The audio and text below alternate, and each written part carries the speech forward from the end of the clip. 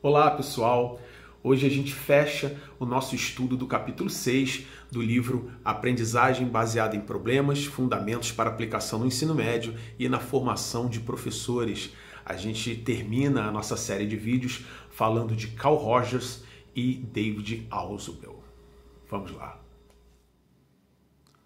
O livro Aprendizagem Baseada em Problemas, Fundamentos para Aplicação no Ensino Médio e na Formação de Professores está disponível na internet, nesse endereço, e nós estamos falando do capítulo 6, um referencial pedagógico da aprendizagem baseada em problemas.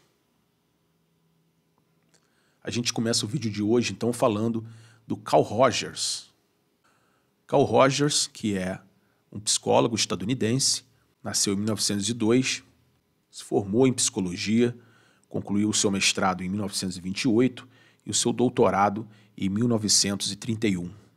No início dos seus trabalhos, ele se aproxima bastante do behaviorismo e da psicanálise, depois rompe com essas linhas da psicologia, leciona psicologia na Universidade de Ohio, ele que foi um psicólogo bastante respeitado, e sua experiência na terapia, na clínica, o levou a novas concepções, para além da psicologia ensinada na academia.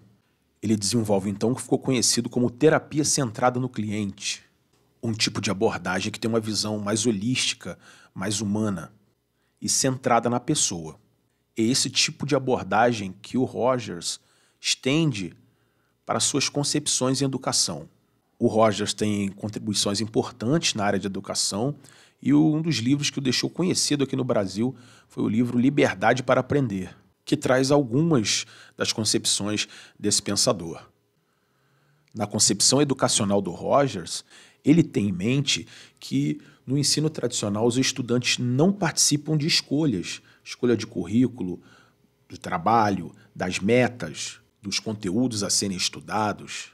Na linha de raciocínio do Rogers, quando a gente pensa em ensino fundamental, por exemplo, ele propõe que a curiosidade da criança e o excesso de energia física são controlados sob essa ótica do ensino convencional, se possível, abafados.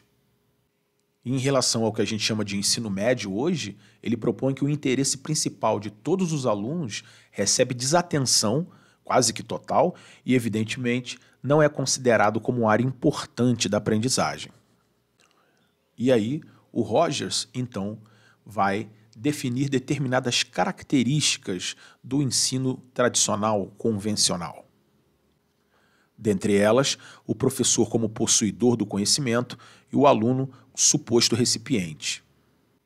Essa, como você deve ter percebido, é uma colocação recorrente por parte dos pensadores construtivistas em relação ao ensino tradicional. Meios de instrução verbal são a forma principal de transmitir. A gente pode, inclusive, aí fazer um paralelo com Paulo Freire, quando ele assume que a temática da educação tradicional é narrar, narrar, sempre narrar. O exame ou prova avalia até onde o estudante recebeu, ou seja, dentro da concepção do estudante como recipiente, as avaliações devem determinar o quanto o estudante foi capaz de absorver da transmissão do professor. O professor é o possuidor do poder, o estudante o que obedece. E aí reger pela autoridade é a prática adotada na sala de aula. O grau de confiança no estudante é mínimo, a desconfiança prevalece. E nessa esfera do reger pela autoridade, os estudantes são mais bem governados quando mantidos em estado de medo. Democracia e seus valores são tratados na prática com descaso. Democracia que é um elemento extremamente importante na filosofia de Paulo Freire, na filosofia de John Dewey. E, por fim, há lugar apenas para o intelecto, não para a pessoa como um todo. Esse último princípio caracteriza bastante a filosofia educacional do Carl Rogers. Essa questão de uma visão mais holística, mais humanizada do aluno.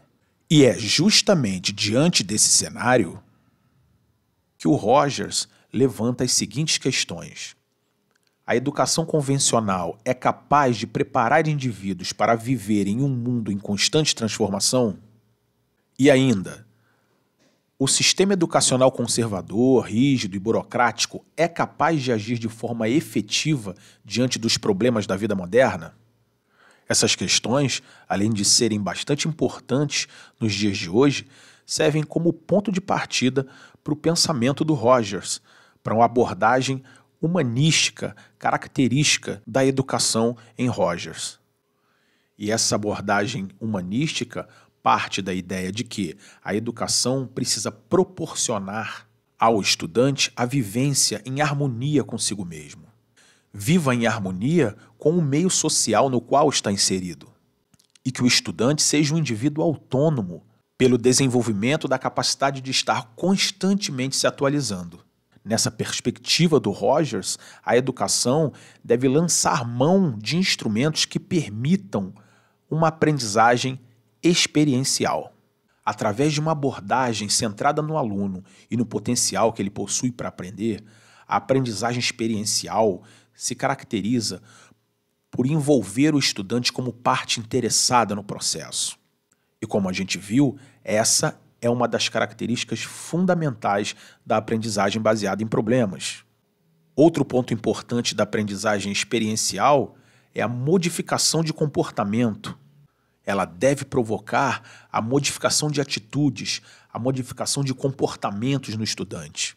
Essa atualização constante por parte dos alunos. E na concepção do Rogers, essa aprendizagem experiencial deve ser avaliada pelo estudante, que, segundo ele, é capaz de saber se a aprendizagem está indo de encontro com o que ele necessita saber. E esse tipo de aprendizagem está fundamentado em alguns princípios. Os seres humanos são curiosos e apresentam potencial para aprender, descobrir e ampliar conhecimentos e experiência a respeito do mundo em que vivem. A aprendizagem torna-se mais rápida, mais efetiva, quando o aluno percebe que os conteúdos de ensino estão relacionados com os objetivos que ele busca alcançar. O professor tem um papel fundamental no aumento da segurança do aluno no processo de aprendizagem, apoiando, reduzindo as ameaças e o medo da reprovação e de ridicularização diante dos colegas. A aprendizagem é mais eficiente quando o aluno entra em confronto com problemas práticos, de natureza social, ética, filosófica, pessoal ou com problemas de pesquisa. A aprendizagem é facilitada quando o aluno participa, escolhendo suas direções, descobrindo recursos de aprendizagem. A aprendizagem é mais duradoura e abrangente quando envolve aspectos cognitivos e afetivos do aprendiz. A independência, a criatividade e a autoconfiança são facilitadas quando a autocrítica e a autoavaliação são básicas e a avaliação feita por outros tem importância secundária. A filosofia de educação do Rogers dá bastante ênfase nessa questão da autonomia do estudante, em saber o que deve aprender, em se autoavaliar. O que também vai de encontro com a proposta da aprendizagem baseada em problemas, quando esta propõe que o estudante deve desenvolver autonomia na busca pelo conhecimento. E por fim, o Rogers considera que a aprendizagem mais útil no mundo moderno é a do próprio processo de aprendizagem, uma contínua abertura à experiência e à incorporação de novos conhecimentos. Então aqui a gente tem um viés metacognitivo que também é de grande importância na aprendizagem baseada em problemas, já que essa metodologia proporciona ao estudante desenvolver a capacidade de identificar suas deficiências na aprendizagem, ter a compreensão de que maneiras ele aprende de modo mais efetivo. Enfim, para o Rogers, o professor, para facilitar a aprendizagem dos estudantes, deve ser autêntico, ter confiança e estima pelos alunos, deve ter a competência de compreender o estudante se colocando no lugar dele. E essa característica, o Carl Rogers define como compreensão empática. A gente passa a falar então do David Ausubel. O Ausubel, que assim como Rogers é estadunidense, nasceu em 1918, estudou medicina, se especializando em psiquiatria, mas produziu conhecimento muito importante na área educacional. Dentre eles está a teoria da aprendizagem significativa, um modelo de aprendizagem extremamente relevante, desenvolvido por ele e por outro autor chamado Joseph Novak. O Novak tem grandes contribuições para a teoria da aprendizagem significativa e, dentre elas, a criação dos chamados mapas conceituais. Os mapas conceituais são esquemas capazes de refletir a organização dos construtos mentais no arcabouço cognitivo de um indivíduo. Esses esquemas têm diversas aplicações e podem ser usados, inclusive, como instrumento de avaliação da aprendizagem. Para a teoria da aprendizagem significativa, é de extrema importância a consideração dos chamados conhecimentos prévios, ou seja, da estrutura mental, do arcabouço mental, dos elementos que estão no arcabouço mental dos estudantes. Porque, de acordo com a teoria da aprendizagem significativa, os novos conhecimentos, os conhecimentos a serem aprendidos, durante a experiência da aprendizagem, vão se relacionar com estruturas existentes no arcabouço mental. Essas estruturas recebem o nome de subsunsores.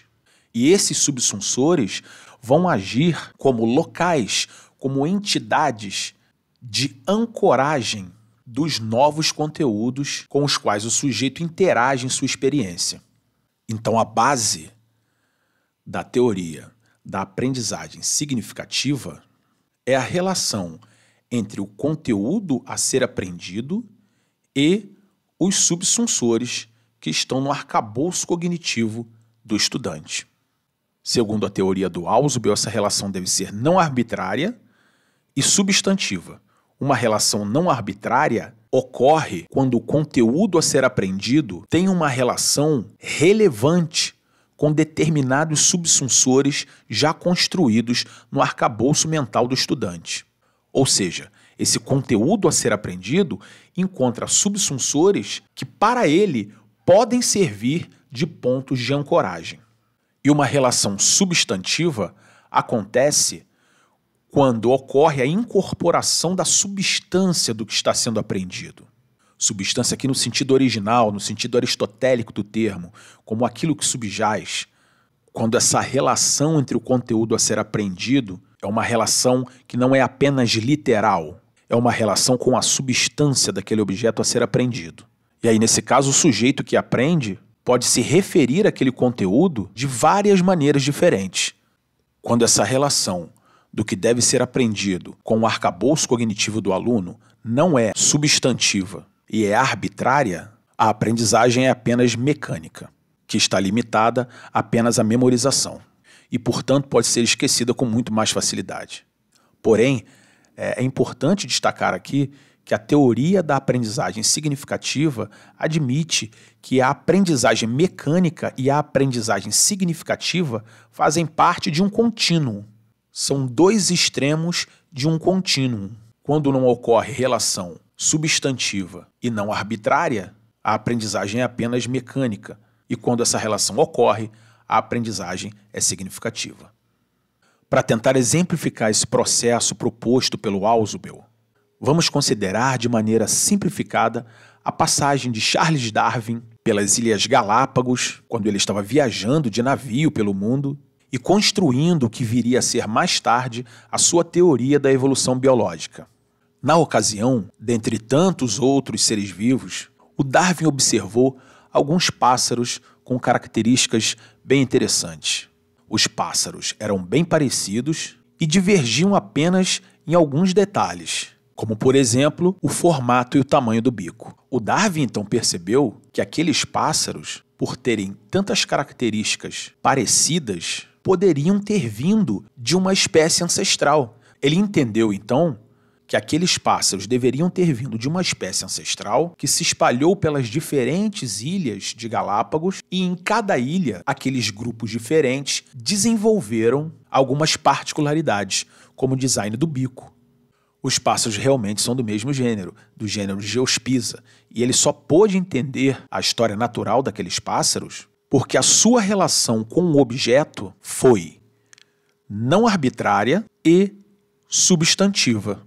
A relação com aquele objeto observado, com aquele conteúdo a ser aprendido, foi não arbitrária e substantiva porque no arcabouço cognitivo do Darwin já existiam subsunsores como o conhecimento que a região era formada por várias ilhas e a ideia de parentesco entre os seres vivos que o Darwin já trazia organizada na mente, e esses subsunsores, então, puderam ancorar, devido à relação não arbitrária e substantiva com o objeto estudado, aquelas informações, tornando possível a construção de conhecimentos, de conceitos como o de seleção natural e o de parentesco evolutivo entre esses seres vivos ao longo da sua história natural. A teoria da aprendizagem significativa também admite a existência de mais dois conceitos de grande importância para a construção do conhecimento. Um deles é o conceito de diferenciação progressiva. A diferenciação progressiva pode ser entendida como a modificação de ideias e conceitos mais gerais que vão se diferenciando com a introdução de maiores detalhes naquele construto mental. Nós sabemos, por exemplo, que a seleção natural é o processo no qual as características mais vantajosas para os seres vivos tendem a aumentar nas populações, porque, pelo fato de darem vantagem em relação aos outros que não as possuem, fazem com que esses seres se reproduzam mais e deixem um maior número de descendentes com aquelas características. Ou seja, as variações existentes em uma população podem ser selecionadas de maneira negativa quando são desvantajosas e tendem a ser eliminadas das populações, ou de maneira positiva quando são vantajosas e tendem a aumentar na população. Aliás, esse é um exemplo de relação substantiva com um conceito, quando a gente consegue definir o conceito de maneiras diferentes, não usando o mesmo conjunto de signos, as mesmas palavras. Para exemplificar a diferenciação progressiva, a gente pode dizer que o conceito, o construto seleção natural, acaba por se diferenciar na construção, por exemplo, dos tipos de seleção natural que existem. A simpátrica, quando ocorre no mesmo local, e a alopátrica, quando as populações que evoluem estão separadas geograficamente. O outro conceito importante a ser considerado na teoria da aprendizagem significativa é o conceito de reconciliação integrativa. A reconciliação integrativa ocorre com a construção de relações entre ideias e conceitos, apontando semelhanças e diferenças relevantes e avaliando inconsistências lógicas entre conteúdos. No caso do nosso exemplo, o conceito de seleção natural e a ideia de parentesco evolutivo podem ser conciliados, juntamente com o conhecimento de que o DNA é o responsável pelas características e pelas variações para a construção do conhecimento sobre evolução. Como a reconciliação integrativa também é responsável de apontar diferenças relevantes e inconsistências lógicas, utilizando esse exemplo, que ao construir o conhecimento da seleção natural como força evolutiva e relacioná-lo ao construto de que a deriva gênica também é uma força evolutiva que contribui para a evolução, pode-se construir o conhecimento de que a seleção natural, que é um fator determinístico, não é a única responsável pela evolução biológica, pois a deriva genética, que é o efeito do acaso, também participa desse processo. Portanto, à luz da teoria da aprendizagem significativa, a aprendizagem vai além da mera acumulação de conhecimentos, mas está relacionada à integração, à modificação, à construção de relações e coordenação entre esquemas de conhecimentos já adquiridos, construindo uma estrutura que varia nesses vínculos, nessas relações, a cada aprendizagem realizada.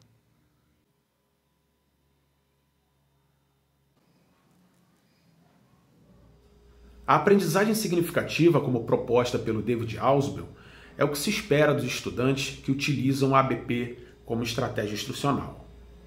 O professor Marco Antônio Moreira, por exemplo, um importante teórico do tema, admite que a aprendizagem significativa é aquilo que subjaz outros modelos construtivistas de ensino, como o de Piaget e o de Vygotsky.